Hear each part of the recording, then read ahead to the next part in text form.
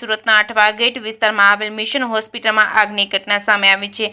આગમાં હોસ્પિટલના ground floor ઉપર આવેલા આઈસીયુમાં લાગી હતી. જે સમયે વોર્ડ ખાલી હતું ત્યાં કોઈ દર્દી હાજર ન હતો. સુરત મહાનગરપાલિકાના મેજુરા ફાયર સ્ટેશનના અધિકારીઓ અનુસાર આગ શોર્ટ સર્કિટના કારણે લાગી હતી અને ધુમાડા વધતા દર્દીઓને બહાર કાઢવામાં આવ્યા હતા.